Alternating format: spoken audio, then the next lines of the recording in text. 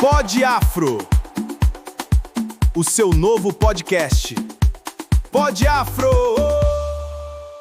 Salve família, tudo bem com vocês? Aqui é Caio Negro, idealizador do projeto Afro Leitura, chegando aqui para mais um Pod Afro, com uma convidada muito especial, minha amiga militante da cultura hip hop. Mas daqui a pouco eu apresento elas para vocês. Mais um podcast aí que é muito legal, um projeto que nasceu das minhas filhas, a Raíssa e a Lívia, e o projeto ganhou o mundo, né? Hoje não ganhou nem o Brasil, ganhamos o mundo. E para conhecer um pouquinho da nossa convidada de hoje, ela é filha de imigrantes nordestinos e nasceu na zona sul da capital paulista. Sua caminhada no hip hop começou em 98, não pelo microfone, mas pela imprensa marginal, registrado a cultura através dos fanzines. Um ano depois, a sua voz ganhou ritmo e poesia no grupo Culturalmente, e no início dos anos 2000, na linha de frente do grupo de rap Amandia, uma palavra que significa poder no idioma Zulu e no Xhosa. Seguiu em carreira solo, calejando seu caminhar com impostos organizações históricas, como Militância Urbana e o Núcleo de Rotação, e Rede Dandara MHHOB. Seja bem-vindo, minha amiga.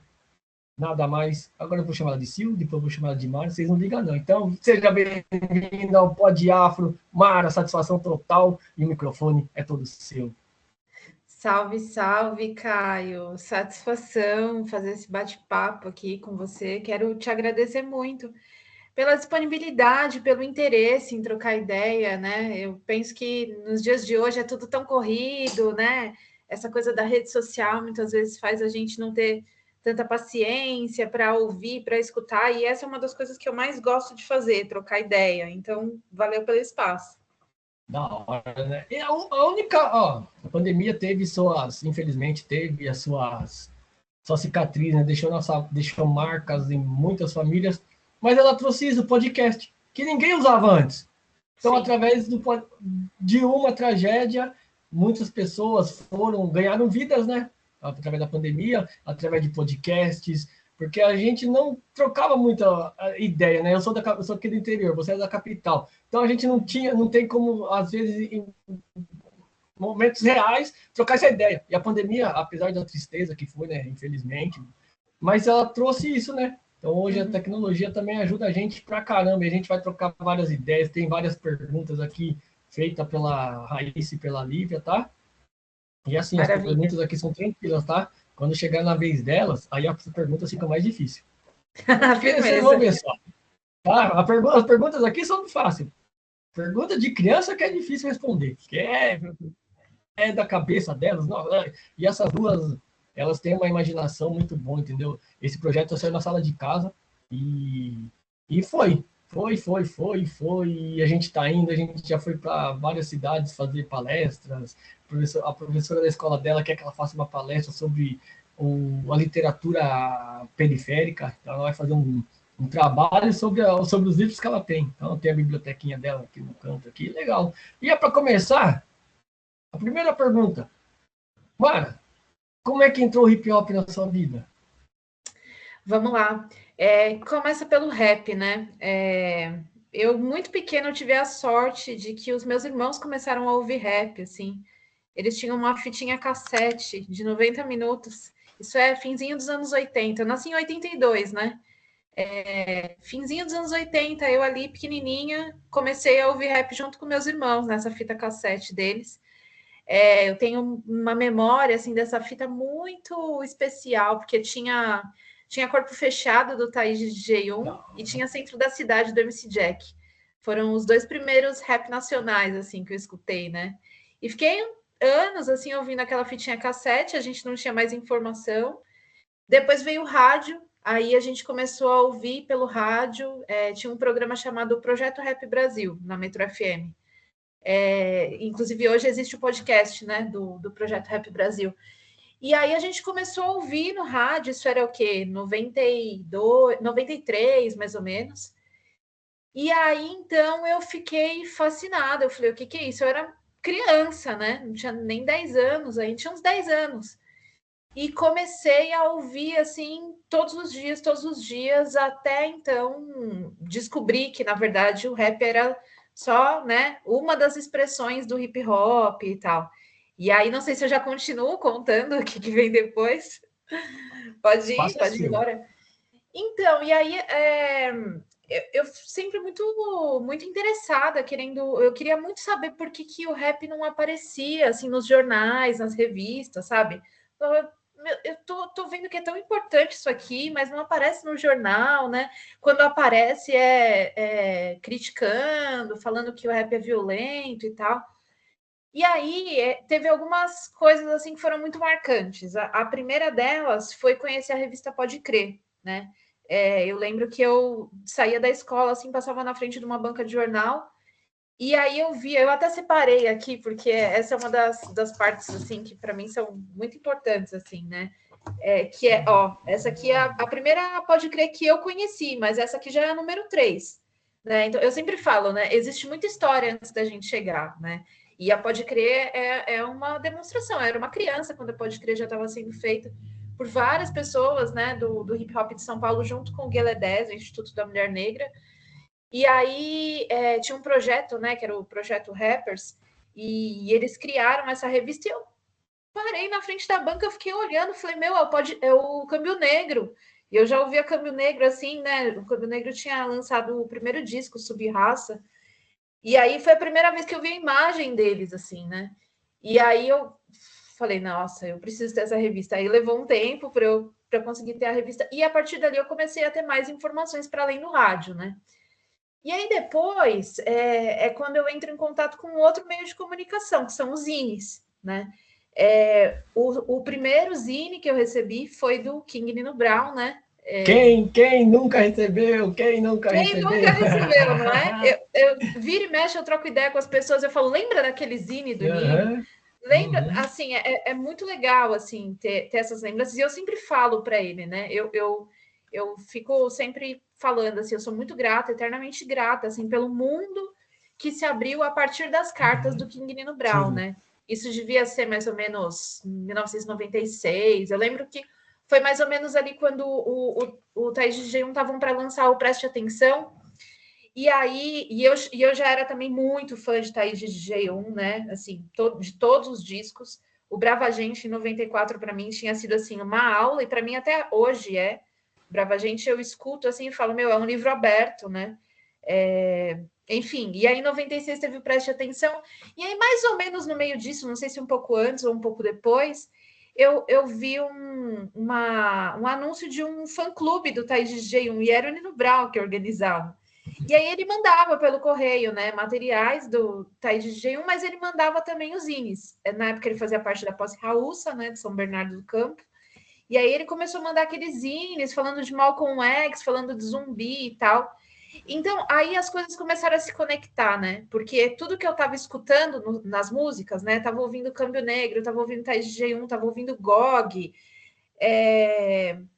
tudo começou a se conectar. Falou, então peraí, isso que está sendo falado aqui na letra está aqui no Zine também, né? E aí uma coisa muito legal também é que a cena dos zines, assim, ela é muito especial para mim. Eu aprendi muita coisa na cena dos zines. E uma delas foi a coletividade, sabe? Que eu acho que também é uma marca no hip hop, né? Assim, em muitos espaços.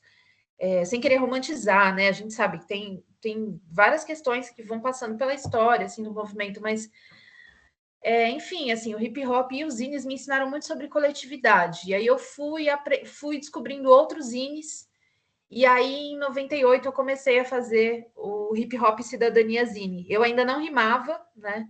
Ainda não rimava, mas já estava entendendo ali, né?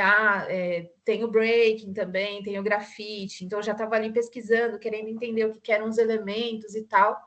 E aí, eu começo a fazer o Hip Hop Cidadania Zine, né? Em 98, setembro de 1998, eu tinha 15 anos. Às vezes eu fico folheando assim e vendo as coisas, né? Nossa, olha o que o hip hop proporcionou pra gente, né? Quando eu vejo você com as suas filhas, eu lembro um pouco disso, assim, porque eu era muito menina quando eu comecei a ouvir rap. E aí eu falo, nossa, mas a gente já pensava nisso com 10 anos, mas é culpa do rap, culpa do hip hop, tá ligado? Que fez a gente pensar sobre o mundo desde muito cedo. E eu acho que isso foi assim, um presente gigantesco, né? Porque desenvolver senso crítico, né? Isso é assim, fundamental para qualquer ser humano. Que da hora, né? É conhecimento, né? Antes de É conhecimento. antes de continuar, só queria agradecer nossos patrocinadores: Pizzarias Ferra Cristale, Fogaças Regina, Estúdio Beauty da Renatinha, Mundo do Chaveiro, maior coleção de chaveiros do Brasil, e Giger Kurt, que fez a nossa trilha sonora, o Cabin Design, agradecendo vocês. E a Fogaça Regina, Sil, nada mais é que a MC Regina. E eu conversei com ela porque eu fiz uma série falando das pioneiras do hip hop. Então, eu comecei lá nos Estados Unidos, com os Black Panthers, passei pelas pioneiras do lado do início também, e cheguei no Brasil. E nós temos um grupo com todas elas. Então tá Tula, tá MC Regina, Ieda, Bia Sankofa, tem várias lá. E quando a gente fez essa série homenageando, você vai ser uma homenageada também, tá? Tem que tá lá. A gente vai fazer essa pequena homenagem. E era muito legal elas falando, ó, você resgatou uma história que estava esquecida lá no cantinho, lá. Não, mas vocês que começaram, vocês abriram Charlie Line, MC, a Rose MC, e aí você canta rap, né? No grupo Amandia, é isso? Amandia é a palavra certa? Então, eu comecei com Culturalmente e depois veio o Amândula. Aí eu posso contar um pouco sobre os dois também. É isso que eu queria saber. Pode mandar a pergunta. Como que era a cena das mulheres do rap na Zona Sul, naquela transição dos anos 90 para os 2000? Como era disputar espaço e a narrativa através de escrita, dos zines e das rimas no microfone? Legal. Antes de te responder, vou até falar dessa série que você fez sobre as pioneiras, e eu acompanhei, eu gostei muito, assim, né, de ver várias das pioneiras ali que me inspiraram. E a gente até conversou na época, eu falei para você, não, mano, não coloca o meu nome. Eu até falei, depois eu preciso explicar para o Caio melhor por que eu falei que não. Né? Porque parecia que eu estava, né? Não quero participar. Não é, mas é porque mulheres vieram antes de mim, assim, muitos anos antes. Eu bebi dessa fonte, sabe? Sherry Line, Miss Black, MC Regina, Rúbia, Rose MC, Lady Rap, Ieda Hills e várias outras, são inspiração para mim, né? Então, assim, eu venho bem depois, eu começo a cantar rap em 99. Aí, por isso que naquela ocasião eu falei, não, Caio, tem outras mulheres que vieram muito antes e que elas sim são pioneiras, né? Mas era isso, assim, né? Porque eu realmente não me considero pioneira por ter vindo depois, mas eu me considero continuidade, né? Continuidade dessa história que tem centenas, milhares de mulheres aí. Mas aí, para contar um pouco, né, de quando eu começo a cantar rap, tem uma parte aí dessa história que ela é muito importante, que é o momento que eu conheci o SEDECA Sapopemba, né?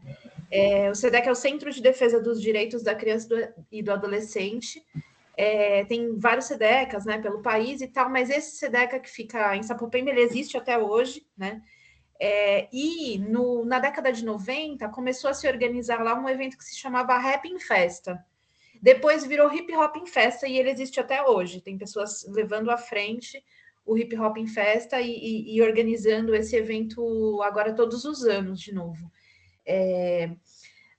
Mas aí, nessa época, através dos zines, eu cheguei ao SEDECA, assim, tem um mano, assim, que eu considero muito, que é o Favela Subversivo, de Mogi das Cruzes. Ele fazia um zine chamado A Real Hip Hop Zine. E aí ele me falou, tem um evento muito legal que acontece lá no Parque Santa Madalena, em Sapopemba, e eu tava lá na Sul, ele tava em Mogi das Cruzes, e ele falou, vamos se trombar e a gente vai lá, você vai conhecer e tal. Lá se abriram muitas portas, assim, se abriram muitos conhecimentos, né? Eu passei a conhecer as posses que atuavam naquele período, eu passei a conhecer vários grupos, e nesse momento que eu tenho mobilizado muito as memórias, né? E aí eu tenho me dado conta de coisas que eu às vezes não lembrava, ou às vezes não tinha pensado sobre isso. Então, por exemplo, você fez a homenagem à Miss Black, né?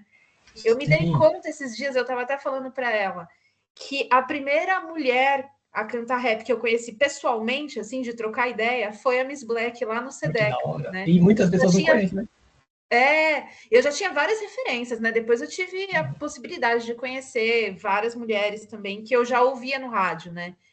Charline, Rúbia, que são pessoas maravilhosas, assim, e muito generosas, né? E várias outras. Mas eu conheci pessoalmente eu conheci antes a Miss Black, né? E eu queria começar a cantar rap. Esses dias eu estava trocando essa ideia com ela e ela lembrou, ela falou, não é verdade, você queria ter mais referências de mulheres e tal. E aí, no Sedeca, eu comecei a ver mulheres rimando, né? Teve a Miss Black, teve um outro grupo também que não existe mais, que eu sempre falo delas, assim, como uma referência que se chama APP. É um grupo da Zona Leste, a sigla significa Apologia de Pretas Periféricas. Um baita de um grupo, assim, baita grupo. E elas foram inspiração para mim também, assim, da mesma geração que eu, né? Elas tinham começado a cantar fazia pouco tempo. E aí eu já estava fazendo zine, né? E fazer zine é muito louco que as histórias elas vão se entrelaçando, porque assim, fazendo zine, como que a gente distribuía os zines? A gente distribuía nos eventos, indo nos eventos e tal, mas também muito através de carta. Então, o que acontecia? Às vezes a gente mandava uma carta para um programa na rádio, para algum outro lugar, assim. Os próprios zines divulgavam também os endereços, né, das outras pessoas. E aí você pega um zine, você pega uma revista, tá lá o endereço. A Mara tá fazendo esse zine aqui. Vou escrever uma carta para ela, porque eu quero receber esse zine. E foi desse jeito que eu conheci as duas primeiras integrantes do primeiro grupo, assim, que eu participei, que era o Culturalmente, né?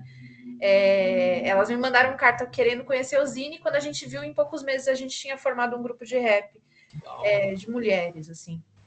E aí éramos eu, a Val, de Diadema, a Lê, da Zona Sul também, e a DJ Preta, que fazia oficina de DJ lá no Sedeca, né, lá na Zona Leste. Então, foi muito louco, assim, porque a gente conectou diferentes territórios, né, cada uma estava num lugar, e foi muito bacana, assim, que a gente pôde ter a oportunidade de conhecer outras mulheres fazendo rap. Então, uma das memórias que eu tenho muito fortes é essa, assim, de chegar num evento, a maioria ser grupo formado por homem, mas aí tinha um ou dois grupos de mulheres, ou uma ou outra mulher que também estava rimando em algum grupo misto e tal.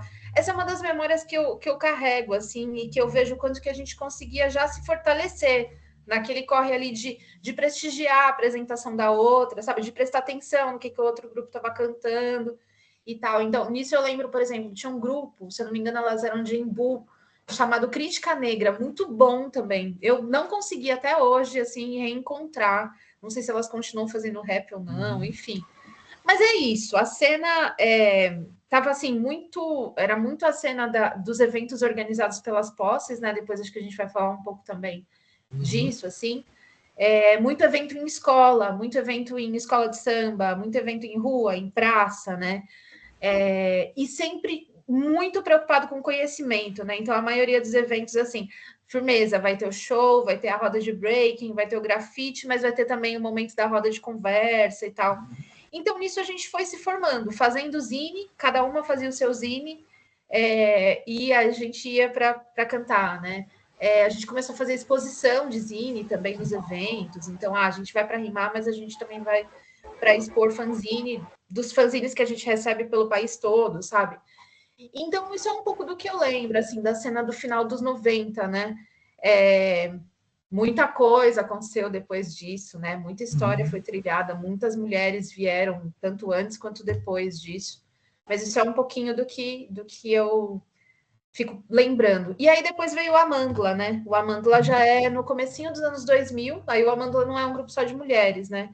No caso do Culturalmente, a nossa proposta era ser um grupo só de mulheres, embora teve um tempo que a gente não tinha mais a DJ, né? Uma DJ mulher, e aí a gente contou também com a colaboração de DJs homens, o Dogão, principalmente do grupo Pânico Brutal, e também do DJ Ed, do Lado Obscuro, na época. Mas aí depois no Amândula, o Amândula, ele é uma experiência também que está muito marcada por essa coisa da arte junto com a luta, sabe? Porque aí nessa época eu já estava na segunda posse que eu fiz parte. Antes eu tinha feito parte da posse Militância Urbana, né? E aí no começo dos anos 2000 eu já fazia parte do Núcleo Rotação. E aí já era na região do ABC, né? Que é onde eu vivo hoje, assim. Então eu começo a colar nos eventos no ABC e ficar fascinada, assim. Começo dos 2000, assim, no ABC, eu olhei para aquela cena cultural e falei, nossa, o que está acontecendo aqui, sabe? Tinha muita coisa legal e, ao mesmo tempo, muita relação com os movimentos sociais, né? Então, o som do Amândula, ele era muito, muito marcado por isso, assim, muita experiência, muita vivência junto com os movimentos sociais, né? E o Amândula continuou mesmo depois. Eu saí do Amândula, né? Acho que mais ou menos em 2004 para 2005, e o Amândula ainda continuou por um tempo. Tem pessoas, né, dessa história assim que até hoje eu carrego com muito carinho, né? Davidson Cosse, o Ney, Ângela, Dani, várias pessoas que foram passando, e tem outras pessoas que passaram pelo grupo também depois. Mas o Amândula era isso, assim, a gente estava no rotação querendo estudar, sabe? Isso que eu falei dos zines antes, aí a gente foi querendo aprofundar. Então, peraí, o Zine está falando sobre zumbi, está falando de Malcolm X, onde é que a gente consegue saber mais? Então, as reuniões do rotação era, às vezes a gente fazia reunião que virava madrugada, mano, pra você ter uma ideia da fome de conhecimento. Era isso, assim, então vamos fazer um grupo de estudos desse livro aqui. Aí é nesse processo que a gente conhece Clóvis Moura, por exemplo, né? Começa a ler Sociologia do Negro Brasileiro, começa a ter diálogo com os movimentos negros, com o pessoal mais velho, né? Com o pessoal que fundou o movimento negro unificado lá nos anos 70, começa. É legal que, assim, nessas andanças, a gente começa a ver que a gente não criou a roda, né? E veio muita gente antes de nós. A gente está descobrindo uma par de coisa aqui, mas, ó, tem muita gente que veio antes e está viva, né? E ainda bem, então a gente pode aprender com eles. Então, a gente fazia muito isso também, assim, né? De ir nas atividades de movimento negro, de trazer convidados, sabe? E também de outras coisas, assim, de ação mesmo, né? Então, de ação junto com movimento sem terra, movimento sem teto, de participar de ocupação, sabe? Então, um hip hop muito militante mesmo. Nessa fase também, assim, eu começo a me engajar mais no movimento feminista, né? Então, tudo isso vai perpassando as músicas, tá ligado? E o Amândula tem uma outra coisa legal, assim, do Amândula também, é que a gente se dispôs a fazer um som acústico, né? Então, assim, o Ney estava na percussão, o Davidson, além de cantar, tocava violão, teve uma época que tinha o Jerônimo também, que tocava violão, enfim, a gente foi tentando fazer um som acústico, o Davidson tocava berimbau, sabe? Então, musicalmente, foi uma experiência bem bacana também, sabe? E aí é isso, a gente ia circulando, né? Ia circulando por vários lugares de São Paulo, conhecendo muita gente, aprendendo muita coisa, né? Mas sempre isso, arte e luta, sempre tudo muito junto, sabe? Não, que a gente que é do hip hop, quando a gente entra no hip hop, a gente não tem essa noção ainda, né? Aí eu entrei no hip hop em Sorocaba em 99. E aí, então, a gente não conhece o movimento negro, a gente conhece só o hip hop.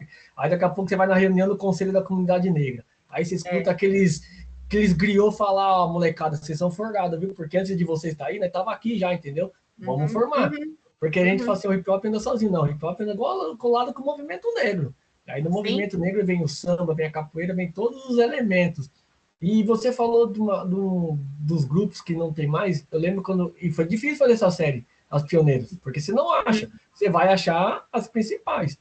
Mas daí eu entrei em contato com a Nenê Surreal, uma das pioneiras do grafite. Eu falei assim, Caio, eu tô atrás de grafiteira, que começou comigo há mais de 10 anos. Eu não acho.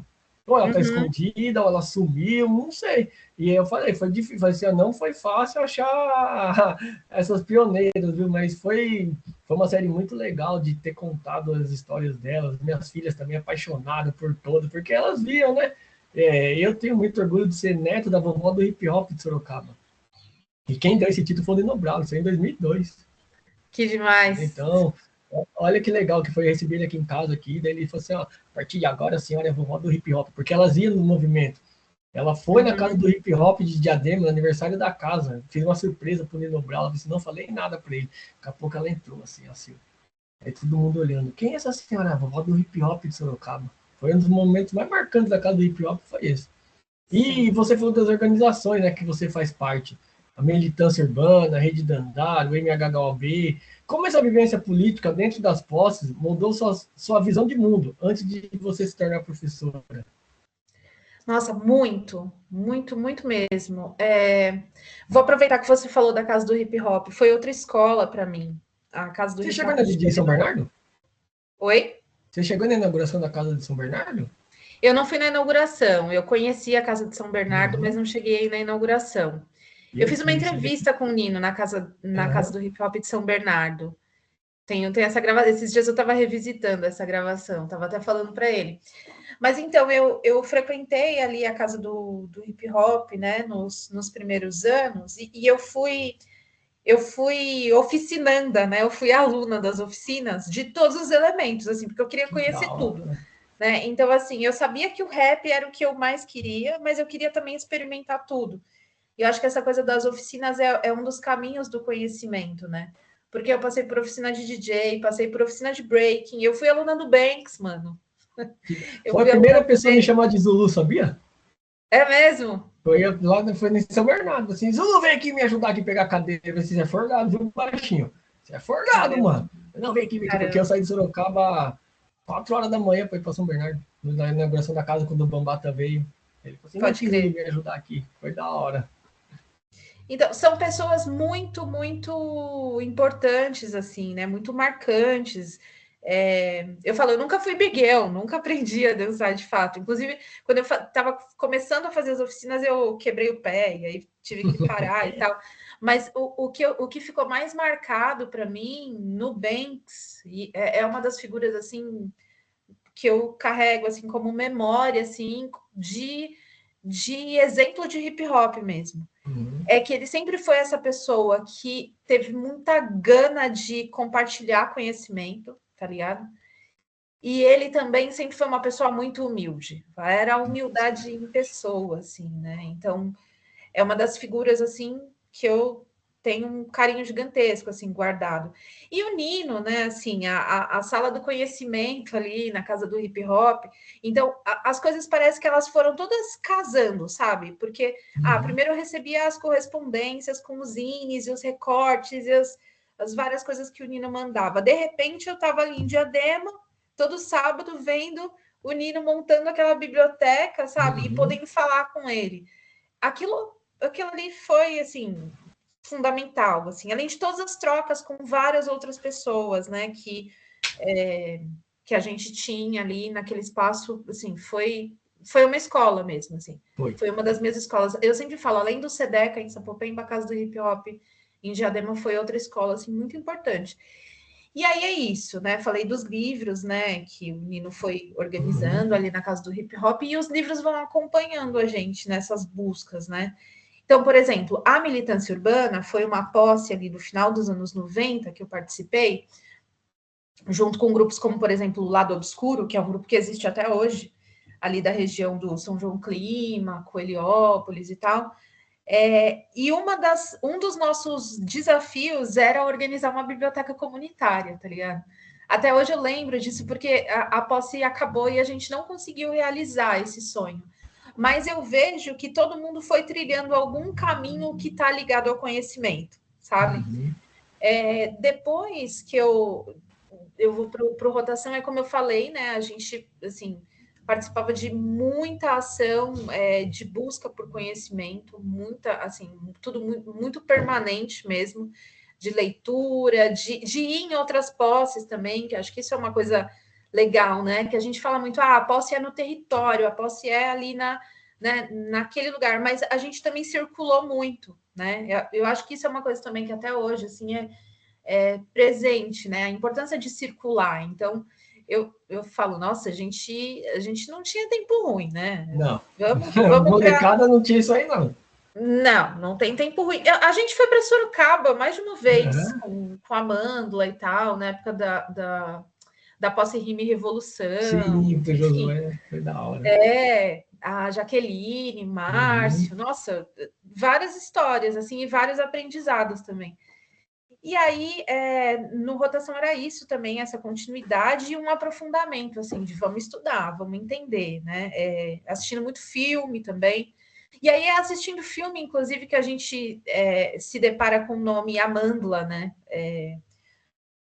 Poder ao povo, e a gente vai ligando essas ideias, falando, nossa, esse nome diz muita coisa, né? Diz muita coisa. Mas enfim, e aí as coisas foram tendo continuidade, assim, né? Além do Núcleo Rotação, nesse período também acontecem várias outras coisas, né? Tem o começo da semana de hip hop em São Paulo, através da ação educativa, onde a gente passa a conhecer várias posses, ou as posses que a gente já conhecia, a gente começa a ter contato mais profundo e tal. Tem uma coisa muito legal também que aconteceu ali no comecinho dos anos 2000, 2002, 2003, que foi a organização do Fórum Nacional de Hip Hop. Foi um momento que eu aprendi muita coisa também, eu também ainda não era professora. Tudo isso começou lá no Fórum Social Mundial em Porto Alegre, né? O pessoal se reuniu e decidiu criar... Sabotagem faleceu? Do Sabotagem? Oi? Quando que o Sabotagem aí, que infelizmente ele faleceu? Isso, quando o Sabotagem aí já foi no ano seguinte, no ano que a gente estava realizando o primeiro Fórum Nacional de Hip Hop. E no ano anterior, a gente tinha se organizado para construir fóruns estaduais, né?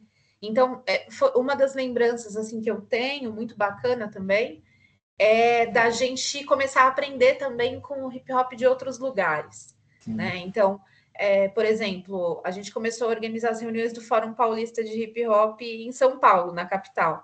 E aí o pessoal do interior falou, então, mas a capital não é o estado inteiro. E aí a gente falava, brigamos muito. Pode crer. Né? Teve muito conflito, que eu sou do Fórum do Hip Hop do interior, brigava muito com a capital por causa disso. Sim, mas foi uma experiência legal. Muito, e daí que surge, né? Não, o pessoal do interior vai se organizar de forma autônoma, e eu acho muito legítimo, né? Porque quem sabe da realidade do interior é quem está no interior, quem sabe da realidade da capital é quem está na capital e tal. E hoje eu olho assim e falo, nossa, olha só, as coisas que a gente vai aprendendo com o tempo, né?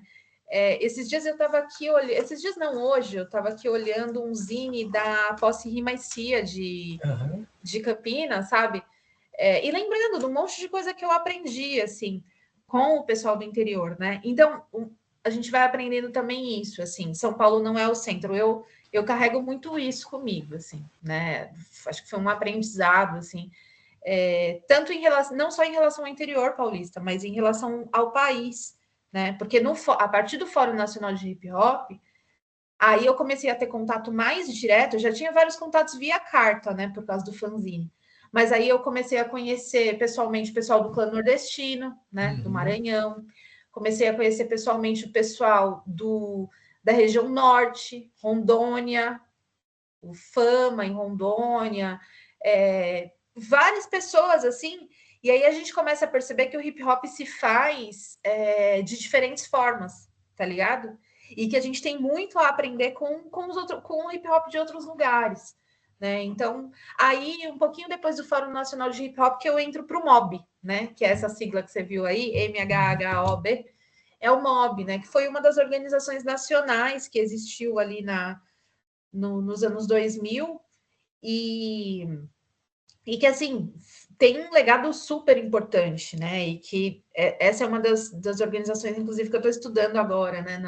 Na minha pesquisa e tal, e eu tenho um carinho muito grande, assim, pela história do MOB, né, o legado, assim, que fica de um hip hop militante e tal, e nessa época também a gente tem uma grande perda no hip hop, né, que é a morte do Preto Góes, né, do Clã Nordestino.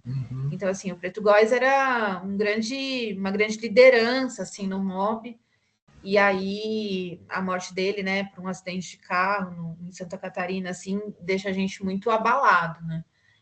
Mas a sua pergunta era sobre tudo que eu aprendi, né, até chegar a ser professora. É muito louco isso, Caio, porque quando eu chego na escola, eu chego em 2009, eu começo a trabalhar em escola em 2009, né?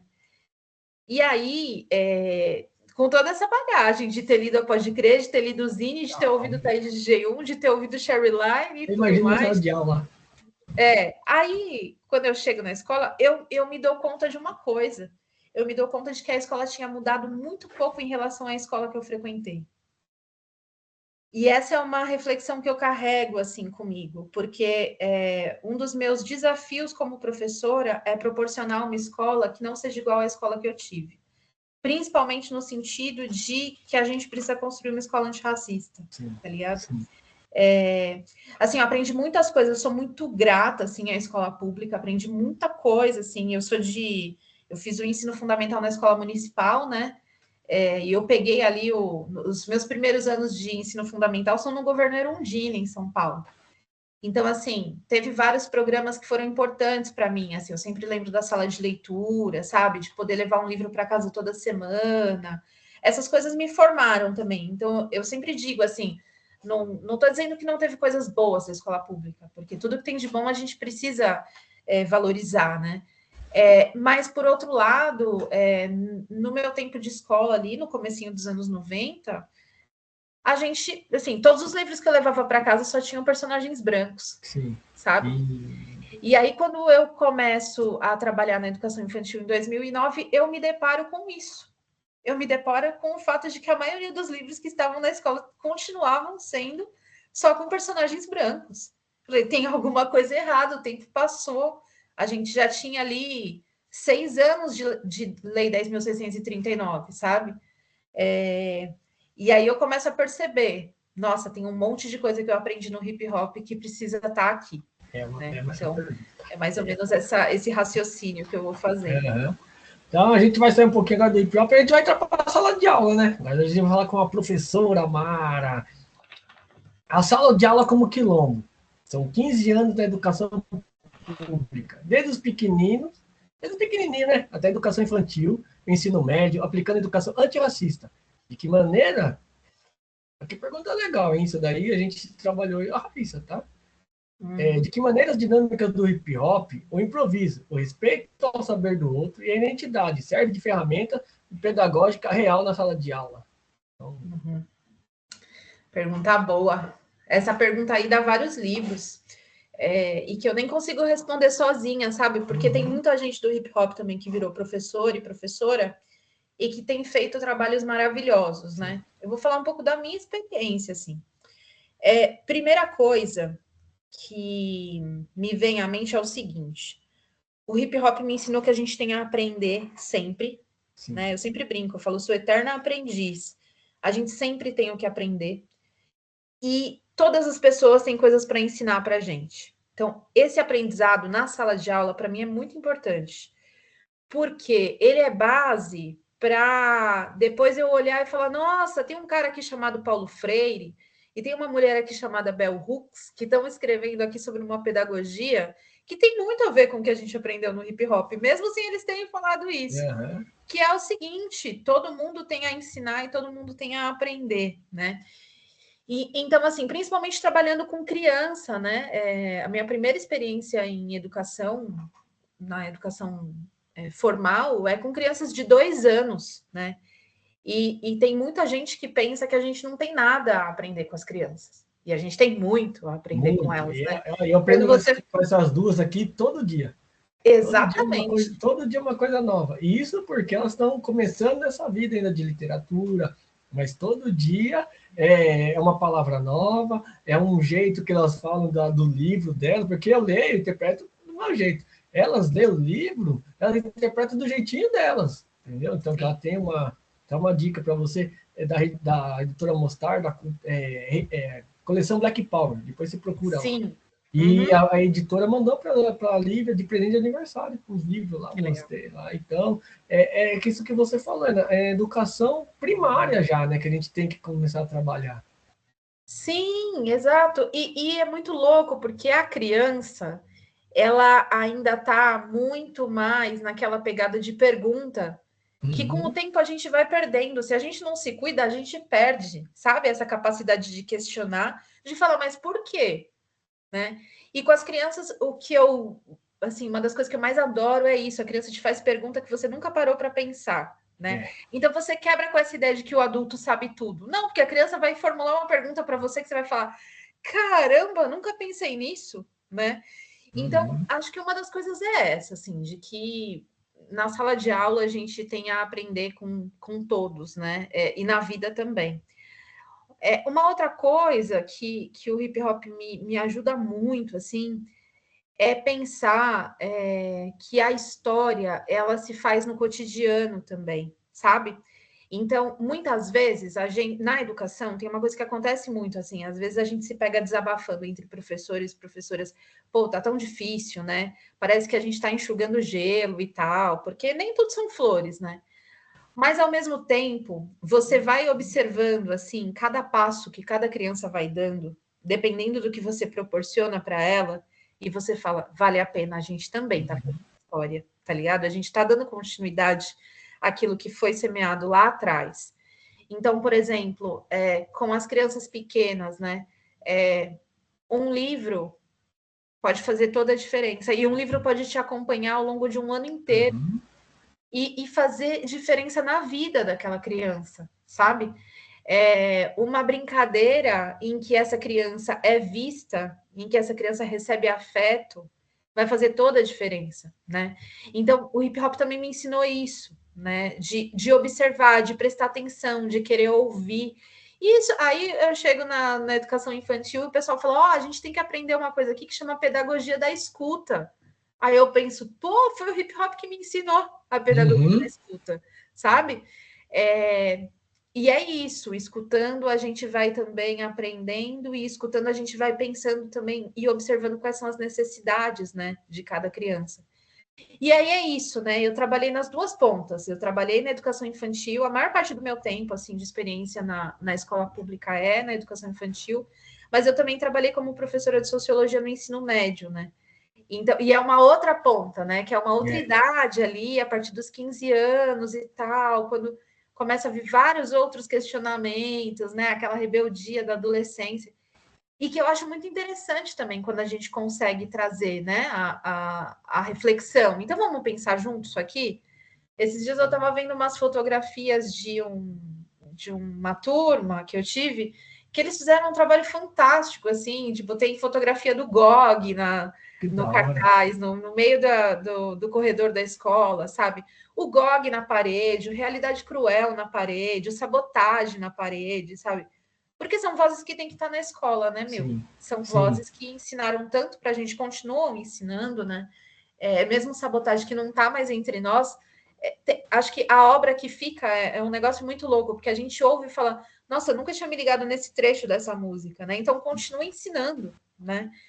E eu acho muito legal essa coisa das gerações, assim, de olhar que um estudante que se pá nasceu depois do Sabotagem não tá mais entre nós, ele tá ouvindo o som do Sabotagem e tá vendo que faz sentido, que aquilo que o Sabotagem cantou no rap pode ser conectado com o que a professora falou na aula de sociologia, sabe? Isso é muito louco. Hora. A gente foi fazer. Aqui em Sorocaba teve um projeto de escola do hip hop. Foram 10 meses, da ONG Ação Periférica, com o Brau, o Nino, e a Raiz, fui eu e a Lívia. Fazer uma palestra. Você imagina o que essa menina aprontou. Mara. Eu peguei meu celular, falei assim, eu vou deixar na mão dela, que ela vai fazer entrevista, né? Daqui a pouco ela foi lá na sala de aula, entrou dentro da sala de aula, fazendo live, assim. Oi, turma, vim entrevistar vocês aqui. Assim, meu Deus do céu. E ela pega o microfone, eu saio entrevistando mesmo. E aí chegou uma hora que ela foi ganhar a diretora deu um presente para uns livros para ela. Ela pergunta para a diretora: e o que vocês fazem? Por que a biblioteca de vocês está fechada e não está aberta?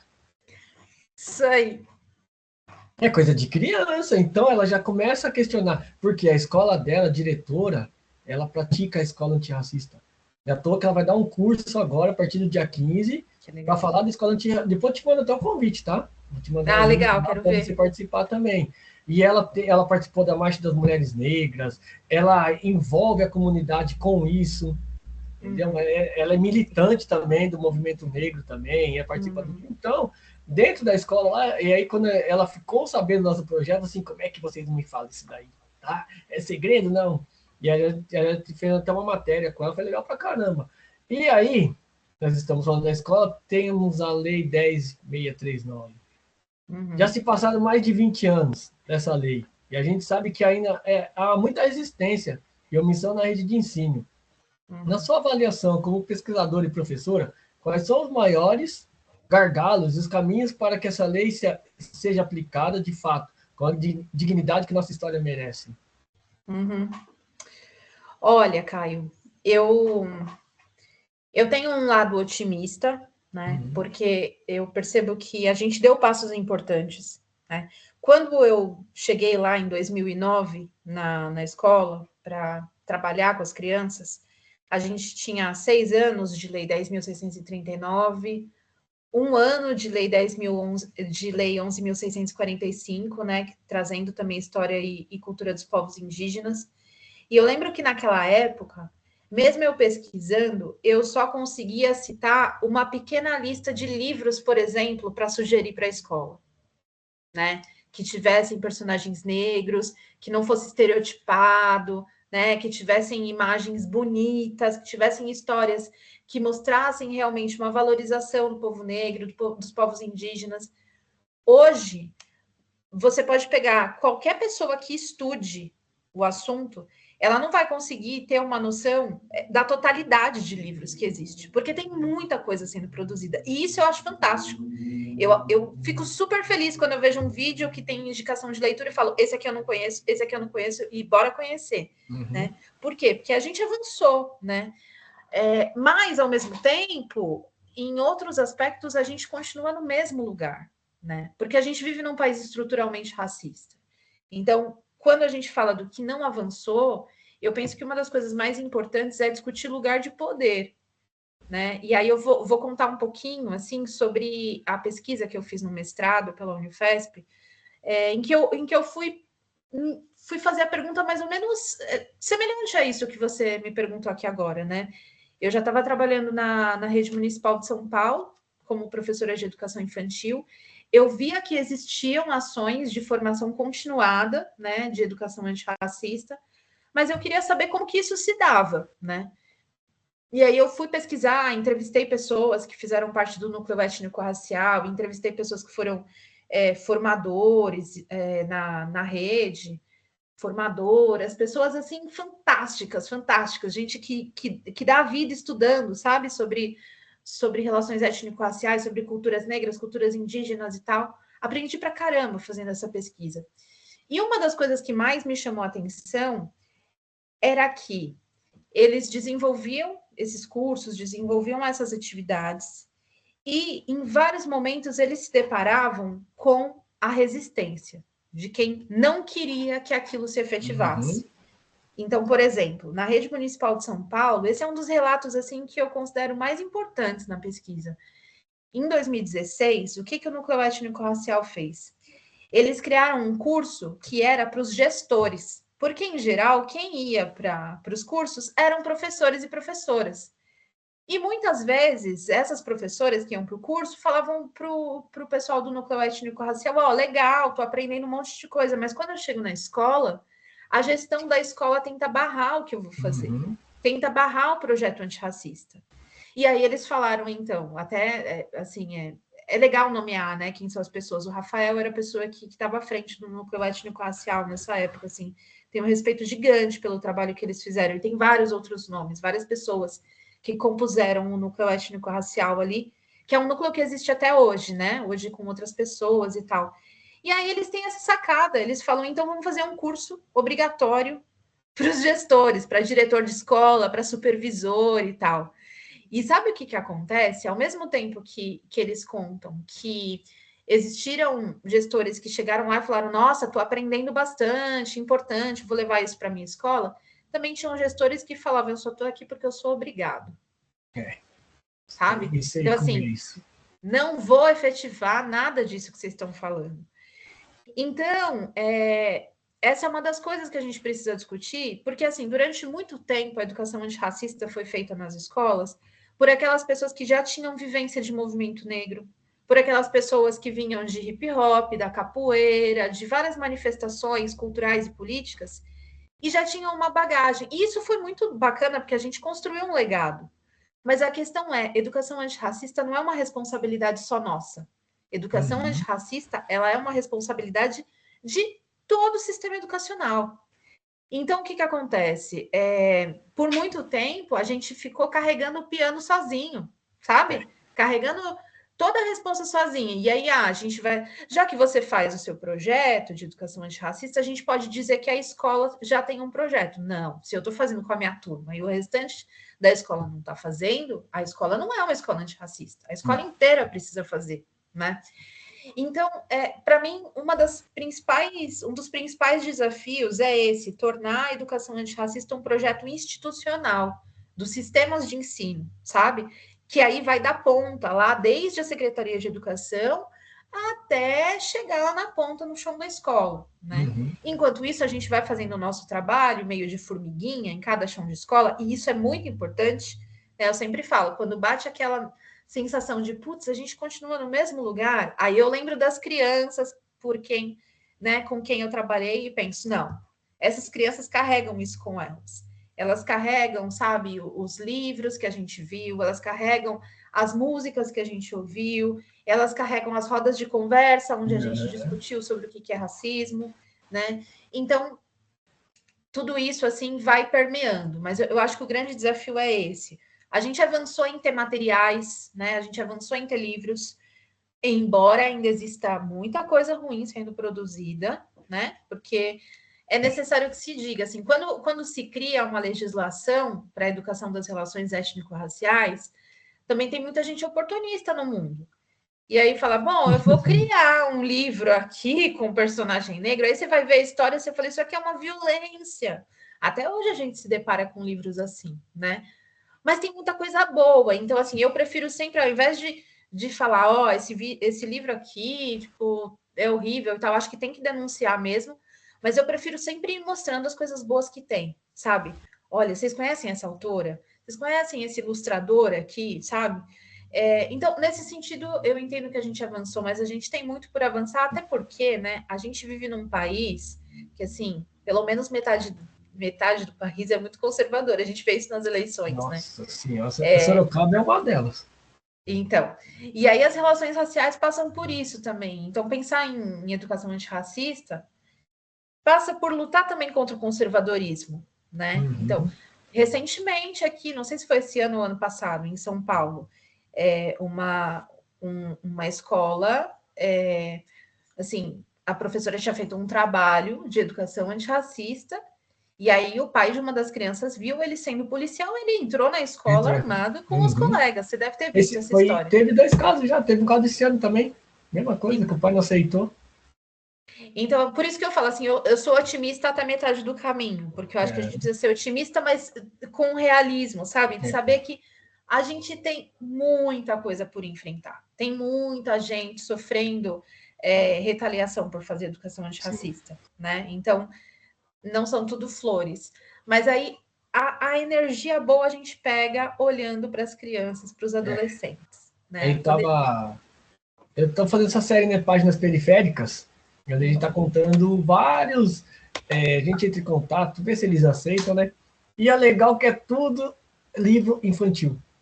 Eu conheci um casal agora, né, o Ederson e a Helenice, e eles fazem os livros lá infantis, lá, eles são contadores de história. A Aline, que é a Aline Diva, lá, aquela do Vai Vai também, que eu conheço ela desde 2012, desde quando ela na escola de samba lá. E você vê que é legal os livros que eles fazem, né? E aí a gente tenta essa briga que você acabou de falar, com escola. Eu conheci o professor Carlos Donizete, que ele fez um livro lá, Alice no País dos Pretinhos e das Pretinhas, onde ele conta histórias dos estudantes lá com racismo. E no dia que foi lá para falar, eu falei assim, Caio, você vai lá, me dá uma cutucadinha na diretora, porque os pais delas eram coronéis aqui no interior de Itapetininga, e ela é muito fã. Eu falei assim, legal, vocês gostam de me ver no fogo, né? Não, mas pode deixar para mim. Vocês gostam de me ver dar uma cutucadinha ali, né? Mas a gente viu. E toda vez que a escola pegava fogo, ele chamava nós do hip hop. Então a gente ia lá falava, e a gente provocava a diretora. Disse, tá vendo, diretora? Se você tivesse o hip hop aqui, não aconteceria isso aí. É uma coisa minha, eu estava até conversando com um advogado, assim, se o hip hop tivesse na escola, não teríamos Fundação Casa. Não teria Fundação Casa. Por quê? Toda essa vivência que nós tivemos de rua, levar para dentro da escola, toda essa vivência. Agora, né, o presidente assinou lá que vai ter o hip hop, e se você ler os comentários das pessoas falando em páginas de hip hop, é horrível. Como é que pode? O cara tá dentro da página de hip hop e fala lá que o hip hop vai estar dentro da sala de aula, o cara fala, meu filho vai ser bandido. É muito louco, né? É muito louco, assim, é muita ignorância, porque se a gente for ver, até eu estava olhando aqui, na Pode Crer, que eu estava te mostrando agora há pouco, começo dos 90, essa revista é de 94. Na sessão de cartas, tem uma professora, 94, falando que ela estava usando a revista em sala de aula, né? Ali, em 92, se eu não me engano, é de 92 o Repensando a Educação na Prefeitura de São Paulo, né? Que o pessoal do hip hop foi para as escolas. Então, a gente tem um baita de um legado. Então, quem está falando isso não conhece a história, porque a primeira geração, a que veio antes de nós, ela já estava fazendo hip hop nas escolas. Sim. E a gente foi fazer e eles continuam fazendo e outras pessoas estão chegando. Eu vejo pessoas se formando agora para ser professor e fazendo hip hop e pessoas que não são, né, professores na escola, mas que vão para a escola fazer hip hop na escola, porque acho que essa troca também é muito legal, assim, né? Tanto de quem já está na escola, né, lá como professor e tal, concursado e pá, e quem está fazendo hip hop e está vindo para a escola fazer oficina. Acho que esses dois movimentos, assim, eles se encontram de um jeito muito legal. E é isso, assim, eu tenho uma memória de uma coisa que aconteceu comigo, que eu sempre uso, assim, como ilustração de como que o hip hop está à frente em muitas coisas, né? Eu estava numa atividade e aí uma diretora de escola perguntou para mim, mas por que precisa ter o Dia da Consciência Negra? Isso faz menos de 10 anos. Eu pensei, caraca, quando eu tinha 10 anos de idade, eu já tinha escutado músicas que já me ensinaram por quê. Sabe, eu tinha escutado o Afro-Brasileiro, do Thaís DJ1, e já entendia por que tinha que ter o dia 20 de novembro, sabe? E uma diretora de escola tá me perguntando, e era uma pergunta meio assim, sabe aquela pergunta meio retórica de quem está querendo dizer que não precisa ter o 20 de novembro? Então, olha quanta coisa que a gente aprendeu antes, né? Quanta coisa. E aí a gente precisa fazer o trabalho dobrado, que é, primeiro, dizer do porquê que tem que ter o 20 de novembro, mas dizer que educação antirracista não se faz só no 20 de novembro, que é o ano inteiro. O ano inteiro. Né? E eu tive um outro podcast com o professor JJ, e ele falando sobre Tiradentes. Por que tem um feriado de Tiradentes, um revolucionário, e nós já não podemos ter um feriado de 20 de novembro? Por que acontece isso? Será que até nisso nós não podemos? Daí ele falou também sobre a Bahia lá. Foi legal pra caramba a aula que ele deu para nós. Isso aí foi uma aula, entendeu? E quando você conversa com professores, a aula fica melhor ainda, porque ele começou a falar sobre a Lei 10.000 também. Assim, Caio, a gente tem que trabalhar, porque quando você vê lá no fundo da sala, quem que é que sempre? É o mesmo. Quem que fica no pátio lá, sentadinho lá no cantinho, é o mesmo. Então a gente tem que tomar cuidado. E quando a gente passa isso para eles, que eles se vê, brilha o olho. Assim, olha eu ali, olha que legal eu ali. Então a escola me traz isso, né? E eu vou falar de escola mais um pouquinho. É coletivo como que é? Gindengue, é isso? Coletiva Gindengue. E o cursinho Populares e doutorado. Você está finalizando seu doutorado em Ciências Sociais, certo? Sim. Pesquisando juntamente as organizações de hip hop no Brasil, ao mesmo tempo em que dá aula em cursinhos pré-vestibulares comunitários. Como é para você transitar entre esses dois mundos, o rigor acadêmico da universidade e a urgência da juventude preta e periférica que quer acessar o ensino superior? Legal, muito bom. Vou falar da Gindengue antes, depois eu respondo diretamente essa pergunta.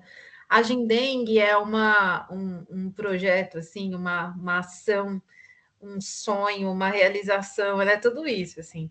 O que acontece? Olha como as histórias vão se conectando, né? Você perguntou das organizações que eu participei no passado, e eu não falei da Rede Dandara, que foi um dos coletivos que eu fiz parte lá no começo dos anos 2003, a gente forma a Rede Dandara. A partir de uma percepção que a gente teve no Fórum Paulista de Hip Hop, de discutir que era necessário se organizar, né, enquanto mulheres, assim, que a gente precisava também dos nossos espaços, né? Então, no Rotação a gente já fazia isso, no Rotação a gente tinha a reunião geral e tinha o momento da reunião das mulheres, porque a gente tinha que se fortalecer, né, para poder chegar para os manos e apontar, ó, aqui a gente precisa avançar e tal. E aí a gente criou a Rede Dandara, né, com mulheres de São Paulo, assim, da Grande São Paulo, E aí, na Rede Dandara, eu conheci uma moça chamada Elisângela. Hoje ela é psicóloga. E aí a gente fez várias ações e tal, em várias regiões, São Paulo. Depois de um tempo a gente perdeu o contato, isso que a gente conversou aqui, né? Tem um monte de gente que a gente perde contato, não sabe mais o que está fazendo da vida. Até que há alguns anos eu encontro a Elis pela internet. E aí a gente começa a trocar ideia, né? Quando a gente fazia as coisas junto, eu nem era professora, né? Nem pensava em trabalhar com criança e tal. E aí a gente se encontra e começa a trocar ideia, né? Hoje ela é psicóloga, eu pedagoga e cientista social, e a gente junta as ideias e a gente começa a perceber que a gente tinha uma coisa em comum, assim, que era o interesse pelas crianças. Ela já trabalhou com criança em situação de rua, ela tem uma experiência muito legal, assim, né, a partir da psicologia. E eu, a partir do campo da educação. E aí comecei a contar para ela das coisas na EMEI, na educação infantil, fiz isso e isso, aprendi tal coisa. E aí a gente começou a pensar, vamos fazer alguma coisa juntas, né? E aí é que surge a coletiva Gindengue, em que o nosso principal objetivo é, a partir da literatura infantil, proporcionar vivências, né? Estudos também, mas principalmente vivências, a partir do que está em livros infantis, em que as infâncias diversas sejam respeitadas e valorizadas. Né? Então, a gente tem todo um trabalho de seleção do acervo, né? Do que a gente vai levar e tal. No ano passado, a gente fez um mini curso num lugar também que é muito especial para a gente, que é o Projeto Meninos e Meninas de Rua, aqui em São Bernardo, no ABC. E aí a gente está com vários planos, vários projetos, né? Algumas coisas paradas nesse momento, justamente por causa desse momento que eu estou terminando o doutorado, né? Mas a Gindengue, ainda vou te mandar bastante coisa da Gindengue, Você porque vai ganhar duas fãs, viu? Tem Ah, mais que já ganhou já. já quero fazer uma ação junto com elas. Já Ah, quero. elas, Aí vai adorar também. elas falam assim, eu tenho vergonha. Aí tá gravando. Eu não sei o que acontece, a hora que fala assim, tá gravando, desperta essas duas, que eu não sei o que acontece. Juro que você. A gente foi num evento do filme da Monique, que é a filha da Domênica, a filha do Mano Brown. E aí, ninguém queria perguntar, né? Eles tinham de filme. Ela falou assim, alguém quer perguntar dela? A Lívia, que é pequenininha. Tô com vergonha. Alguém quer perguntar? Eu. Ela catou o microfone. Como que foi qual foi a maior dificuldade que você fez para fazer o filme? Ela, quantos Olha, anos você tem dela? 9. É impossível que uma criança de 9 anos fez essa pergunta. Eu falei assim, não fui eu, tá? Foi dela mesmo. Então, é legal ver isso daí das crianças, né? E você estimula ela, né? A pensar, porque hoje é tudo celular. sim, sim. Isso é muito bom, né? Olho no olho, a troca Uhum. de ideia. Na Gindengue a gente tem muito essa ideia em mente, assim, sabe? Um tecido no chão, os livros espalhados, e aí vamos ver no que vai dar isso, Uhum. né? O que sai. Legal, né? E é muito legal porque a gente mobiliza memórias das nossas infâncias também, Uhum. né? Enfim, tem muita coisa que a gente vai trocar, e eu quero conversar com as Porra! meninas sobre a Não, Gindengue. a gente vai gravar um dia, vou deixar você conversando com elas, aí você vai ver só o poder da oratória que elas têm. E não é ensaiado, sabe? Se você perguntar para as duas como é que surgiu o projeto da Afroleitura, as duas falam a mesma coisa, e a gente nunca ensaiou. Legal, A muito gente bom. nunca ensaiou, sabe? Nunca a gente sentou e falou assim, ó, combina, tá? Você fala isso, ela fala isso. Não, Não. é delas mesmo e você vê que ela brilha o olhinho delas. Eu lembro quando a gente Sim. fez a primeira entrevista, sentado aqui no sofá, as duas começaram a chorar. Por que vocês estão chorando? Ah, pai, porque é muito legal. Que elas nunca me escutaram eu falando a minha história. E aí um dia a gente foi num fórum e elas ouviram toda a minha história dentro do hip hop, por que eu entrei no hip hop. E ela lembrou, falou assim, nossa, aquele dia você falou isso, se não fosse o hip hop estava morto, se não fosse o hip hop estava no crime. A emoção de ter a vovó do hip hop, então para mim Uhum. é emocionante ter essas duas, viu? Mas no dia que eu Que bonito. conhecer, você acha que essas perguntas aqui são difíceis? Ah, aguarde. Aguarde. Bora, Aguarde. que E, eu quero sentar falando com de elas. hip hop Sankofa e o legado. Recentemente você criou uma iniciativa, né, o Hip Hop Sankofa, disponibilizando seu acervo pessoal de revista, livros, zines e disco para a comunidade. Esse resgate de memória física da cultura e da generosidade histórica absurda Quando você abre esse acervo, olha para um zine que você mesmo fez lá em 98, qual é o filme que passa na sua cabeça? O que o passado do hip hop tem a ensinar para o futuro da nossa cultura? Legal, muito bom. Eu vou casar com a pergunta anterior, né? Que você tinha Uhum, perguntado sobre a pesquisa do doutorado e uhum. tal. É, nossa, daria mais horas e horas e horas de conversa, né? Ah, Para vai ter falar o dos parte um, zines parte 2, e parte 3, é, parte 4. É só você falar, Caio, vamos fazer a parte 2, a gente. vamos fazer, Nossa, vamos ficar trocando ideia. é. Adoro. Mas assim, tentando resumir, né?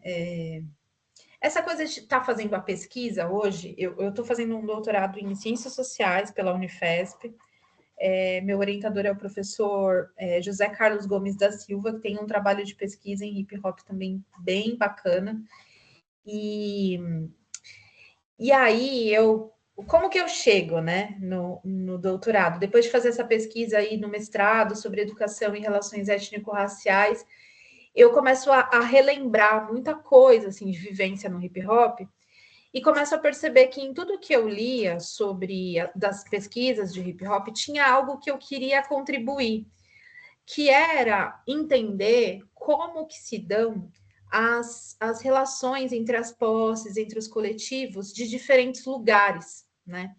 Porque partindo da minha experiência, o que, que eu via? Eu falava, meu, eu aprendi demais com o pessoal do Maranhão, eu aprendi demais com o pessoal de Rondônia, sabe? O pessoal de Rondônia com o pessoal de outros estados, eles criaram um negócio chamado Movimento Hip Hop da Floresta. Olha a grandiosidade Olha. disso, Uhum. sabe? Eles chamaram a gente para falar, ó, oh, a Amazônia é de vocês também, viu? Não é só gente que está aqui na região É. norte que tem que pensar na Amazônia. Então, essas relações todas me convocaram assim para uma pesquisa, sabe? No sentido de escrever sobre o que foi a minha experiência, mas também de perguntar para essas pessoas com quem eu compartilhei tantas vivências sobre como que foi para elas se organizarem no hip hop, produzir arte, produzir luta, né? Criar luta, construir luta. E assim eu chego, né, com esse projeto de pesquisa lá em 2021. Eu não imaginava, eu sabia que ia ser uma experiência muito legal, mas eu não imaginava que ia mexer tanto comigo, olhar para essas memórias, e principalmente quando eu começo a abrir o acervo, né? E aí são caminhos muito interessantes, assim, porque aí eu volto, né? Volto lá em 98, quando eu comecei a fazer o Zine, eu estava no primeiro ano do ensino médio, né? Eu tinha 15 anos. E eu não imaginava, assim, eu jamais ia imaginar que eu ia fazer um doutorado, por exemplo, né? E eu gosto de falar disso, assim, porque eu sei que tem pessoas que às vezes pensam em fazer pesquisa, em ir para a universidade, mesmo fazer uma graduação, e ficam se questionando: será que eu consigo? Né? Será que eu posso? Porque historicamente foi dito que a gente não podia, né? Então, a gente olha para trás, né? É diferente de quem é da elite, né? Quem é da elite olha para trás e, o pai é graduado em não sei o quê, pós-doutorado em não sei o que lá. A gente não, quando a gente chega à universidade, a gente é a primeira geração. Eu sou a primeira geração na minha família a chegar na universidade. E no início, eu achava que a graduação era o máximo, assim, era o máximo que eu podia alcançar, né?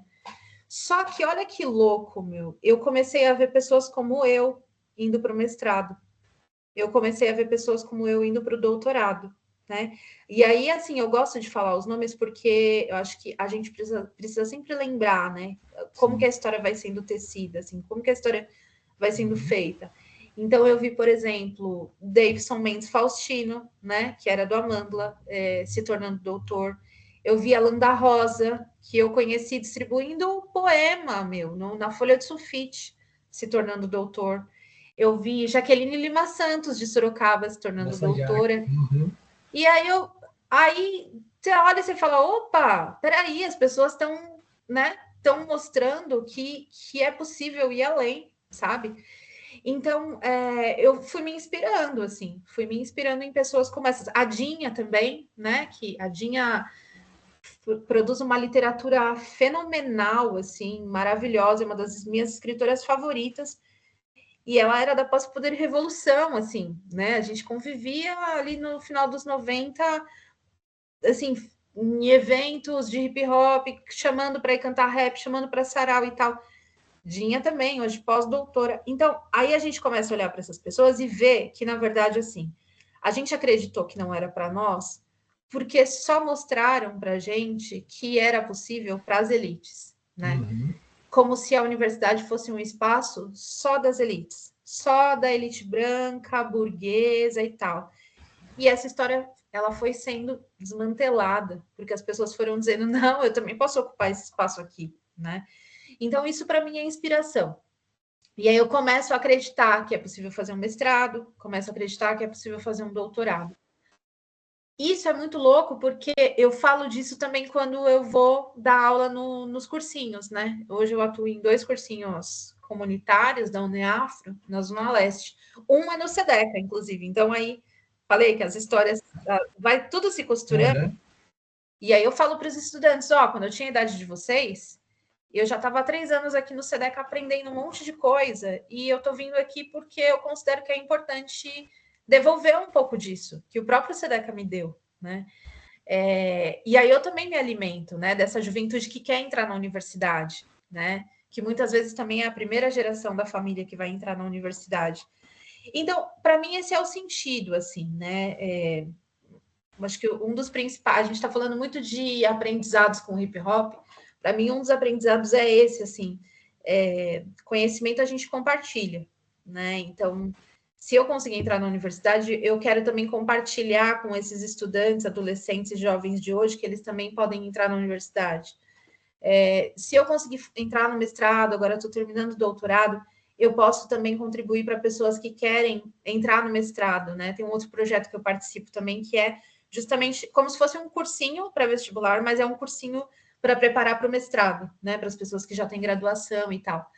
Então, as coisas vão se juntando ali. E a pesquisa, ela me fez olhar para isso aqui, ó, para os zines. Eu estou com alguns aqui.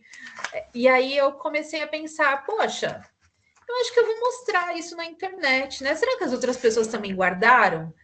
E aí eu fui descobrindo que várias pessoas guardaram, então existem várias outras pessoas como eu que têm acervos em casa, né, nas suas pastinhas, mas também descobri que várias pessoas perderam por diversos motivos e que sentem muito por isso, que falam, putz, eu queria tanto ter guardado aquilo e não consegui, pelos mais diversos motivos, né? E aí isso que eu estou começando a fazer agora, né? Eu crio a Hip Hop Sankofa justamente para compartilhar e multiplicar conhecimentos que chegaram até mim de diferentes maneiras, né? Então, aí eu comecei a fazer esses vídeos, né? Mostrando os zines, mostrando algumas revistas, mostrando alguns livros. E é sempre nesse intuito, assim, sempre nesse intuito de convidar as pessoas de estudar, né? O hip hop ensinou isso, vamos conhecer mais, porque o conhecimento é infinito. Tem 2 caras que fazem, o Zulu Léo e o Walter Limonada. Ah, limonada, meu! Limonada. Nossa, apesar que esse patrão mandou uma mensagem para ele, ele falou que tá meio afastado, eu não vou ter que resgatar. Eu falei, você vai ter que resgatar esse limão aí, viu? Não, eu falei para ele também, tem um tempo, eu falei, vamos resgatar esses zines guardados aí, meu, que eu sei que tem.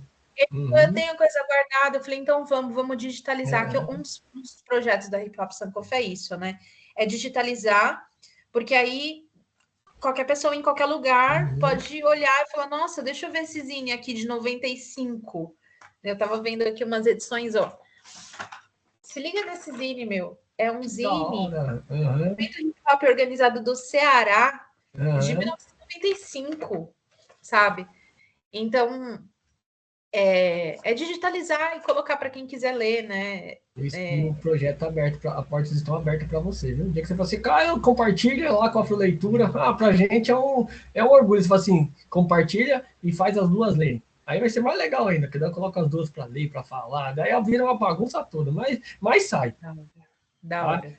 Mara, para fechar o nosso papo, vai ser o parte 2, parte 3, tá? O dia que você quiser, você fala assim, Caio, tô chegando em Sorocaba aí, e vai fazer ao vivo.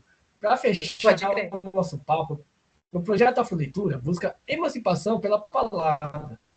Para você, o que significa ver a cultura que nasceu nas ruas e que muitas vezes foi criminalizada, ocupando hoje espaço da ciência, da pedagogia e de todas as pesquisas acadêmicas, qual conhecimento você deixa para os manos e para as minas que estão chegando agora na cultura? E também indica para nós aí 2 livros e 2 sons. Firmeza. O que eu diria, né, para quem está chegando, eu diria o seguinte: a gente precisa conhecer as nossas raízes, né? É uma coisa que eu falei em vários momentos aqui. Muita gente veio antes de nós, muita gente, né? Se a gente voltar na história, muita gente pavimentou o caminho. Então, conhecer essa história, aprender com essa história é muito importante. Eu tô nessa trilha, assim, eternamente, assim, eu sempre falo, hip hop é infinito, tem conhecimento infinito. E eu quero sempre estar ouvindo quem veio antes, mas eu também quero muito ouvir quem está chegando, porque eu penso que quem está chegando também tem um monte de contribuição para dar, né? Então, a Sankofa é isso, né? A Sankofa é olhar para trás para construir também o futuro, né? Então, a Sankofa não é só passado, a Sankofa também é presente e futuro. Então, eu diria isso, a gente precisa estar sempre na escuta, sabe? Na troca, isso que a gente está fazendo aqui hoje, né? Trocando e disposto a ouvir, seja quem for, seja o senhorzinho de 80 anos, seja a criança de 1 ano de idade que está aprendendo a falar, sabe? Acho que esse é um dos ensinamentos, assim, do hip hop. E, assim, sem ilusão, assim, de que a gente já conseguiu transformar a sociedade, a gente não conseguiu ainda, a gente ainda tem muito pela frente, sabe? A gente tem muito passo para dar para construir uma educação antirracista, a gente ainda tem muitos passos a dar para a gente viver numa sociedade justa, né? E aí são vários desafios de fazer arte e de lutar, né? E a arte é isso, né? A arte é vida. Então, a arte vai alimentando a gente também. Né? Quando a caminhada fica muito dura, assim, a gente fala, não, mas se liga nesse som, se liga nesse livro, se liga nessa poesia, né? Mas acho que a mensagem principal é essa, coletividade. Coletividade, porque sozinho a gente não faz nada, nada. Revisitar esses materiais me leva sempre para isso, sabe? Sozinha, não sou nada, né? Em coletividade a gente pode crescer, em coletividade a gente pode mudar muita coisa. Aí você pediu 2 livros. 2 livros e 2 sons que você gosta. Sons. Essa vai ser difícil. Nossa, meu. Só 2. A vontade é de fazer uma lista de 100, né? Eu vou falar de. Eu vou falar. Pode ser textos seus também, tá? Não, eu sempre gosto de falar das pessoas que me ensinaram. Eu vou falar desse livro aqui, que está aqui em cima da mesa, que é um classicão, Rap e Educação, Rap é Educação, organizado pela Elaine Nunes de Andrade. Essa mulher aqui, ela defendeu o primeiro trabalho acadêmico em pós-graduação sobre hip hop, e o Nino Brown nos lembrou disso esses dias. Sim. Fez 30 anos recentemente, né? E ela foi tão generosa que o que ela fez? Ela organizou uma coletânea com textos de pessoas que estavam pesquisando hip hop lá na década de 90. Então, aqui não tem só a Elaine Nunes Dias, né? A Elaine Nunes de Andrade, desculpa, Dias não, errei. Troquei pelo nome de outra Elaine. Elaine Nunes Andrade, ela organiza, mas, para ter uma noção, aqui tem Geni Rosa Duarte, José Carlos Gomes da Silva, Maria Eduarda Araújo Guimarães, Marco Aurélio Pastela, Saloma Salomão, Lamailton Magno, Elaine Nunes Andrade, Maria Aparecida, que é a Cidinha da Silva, Spence Pimentel, trabalho fantástico, Sandra Santos, Sandra Passarelli, Márcia Silva, Laíra Aparecida, Ione da Silva Jovino. Então, assim, indico um livro que tem muita gente que estava pesquisando hip hop lá nos 90, tem gente que continua pesquisando hip hop hoje e que está nesse livro. Então, um é esse. Fica a dica. Um outro livro que eu vou indicar é de uma das minhas autoras preferidas, Bell Hooks. Ensinando Pensamento Crítico. É difícil escolher um livro da Bell Hooks, mas Ensinando Pensamento Crítico é um que eu acho que dialoga muito com as coisas que a gente conversou aqui. Então, esses 2, assim. Agora, música, vamos lá. Você não me avisou que você ia me perguntar isso. Eu falei que tem a última pergunta. As últimas perguntas eram surpresa, senão não tem graça. Eu falei, eu Ah, é tenho só... verdade! Eu falei, ó, tem duas perguntas lá que eu não vou revelar, senão não vai ter graça. Firmeza, vamos lá. A primeira é Mulheres Lutadoras do grupo The Night Girls. Esse som é de 1994. Esse som fez muita diferença na minha vida. Mulheres Lutadoras. Se você colocar no YouTube, né, no buscador, coletânea Elas por Elas Cascatas, vai aparecer lá a coletânea inteira, com todas as músicas. É uma coletânea que teve Rose MC. Daria para indicar outros sons também dessa coletânea, porque é, marcante. Mas eu vou indicar Mulheres Lutadoras do The Night Girls. E vou indicar. Nossa, você me pegou assim. Caraca. Eu vou indicar a Forma Original Mental do DMN, também de 1993, do disco Cada Vez Mais Preto, que também fez uma diferença gigante na minha vida. Escrevi sobre esses dois sons na tese. Eu escrevo sobre várias músicas que me formaram, né? Tô tentando terminar a tese aí até o mês que vem, e eu escrevo sobre esses sons também lá. Da hora. Agora fica à vontade, espaço é seu. Redes sociais, YouTube, TikTok, Instagram. Agora é o momento todo seu. Fica à vontade. Aí é tudo no seu nome. Firmeza. Bom, para a gente continuar conversando, né? Vocês podem seguir lá no Instagram o Hip Hop Sankofa. Eu também estou como Mara Onijá, né? Sem um acento. Bota lá Mara Onijá e Hip Hop Sankofa, vocês me acham. Eu estou sempre muito disposta a trocar, como a gente fez hoje aqui, né? Sempre nessa pegada de imprensa alternativa, hip hop, educação antirracista, literatura, enfim, estou nessa disposição. Então, quem quiser trocar, só me procurar por lá no Instagram. Quero agradecer muito, Caio, por essa possibilidade de troca, de conversa. Eu gosto muito desse tipo de ação, porque a gente sai com a cabeça fervilhando, né? Eu não fico dias pensando nas coisas que você me falou, nas coisas que eu comentei aqui. É isso, mano. A gente se faz coletivamente, então te agradeço demais, demais, demais. E fico à disposição aí. Quem quiser conhecer esses zines, em breve eu vou digitalizar e disponibilizar, né? Mas de repente alguém fala, não, mas tem uma coisa que ela falou ali que eu queria agora, queria ler esse zine agora. Dá um toque que a gente digitaliza e manda. Tá bom? E vamos resgatar o Walter Limonada. Vamos resgatar o Walter. Hoje eu estava falando com o Spence. Sério? Eu vou fazer homenagem para ele lá, né? A gente tava falando hoje amanhã a gente vai falar do Tony C. E amanhã a gente vai falar, e daí os próximos dois do Página Periférica vai ser com o Spence. Me enrolou, mas mandou. Aí, Spence, né, para você ao vivo, tá? Mas daí hoje eu tava trocando ideia com ele, né? Falamos do Botelho também. Tá legal essa série. Que a gente também conhece. Foi que nem o casal ontem falou para mim. Muito obrigado por você compartilhar o nosso. Porque às vezes a gente só tá aqui entre nós e você chega com esse projeto maravilhoso aí e você, a ideia é essa mesmo, é divulgar nós por nós. Então, Mara, só queria agradecer em nome do Projeto Afroleitura, em nome da Raíssa, da Lívia. O dia que você quiser vir para Sorocaba, vai ser muito rico a gente trocar essa ideia ao vivo. Aí você vai ver só as duas ficar. E você se prepara, tá? Se você achou as perguntas aqui difíceis, quando enfrentar o microfone com essas duas, você vai ver só que legal que é. Então, rapaziada, foi aí mais um Pod Afro com a Mara. Queria agradecer mais uma vez nossos patrocinadores, Pizzaria e Batetaria Cristal, Fogaça Regina, Renatinha do Estúdio Beauty, Mundo do Chaveiro, Restaurante Nova Vida, o Cave Design, Cut Mendes, por acreditar no nosso projeto. Fica um grande abraço, Mara. E mais tarde tem um presentinho para você, tá? Para você colocar. Eu não vou falar o que é. Eu falei assim, eu tava gravando, não adianta ir no outro Pod Afro lá, vai ver o que é, porque não é aquele, tá? Então fica um presente para você, que é um presente nosso do Projeto Afroleitura, que você vai gostar. Tá bom? Valeu, família, muito obrigada.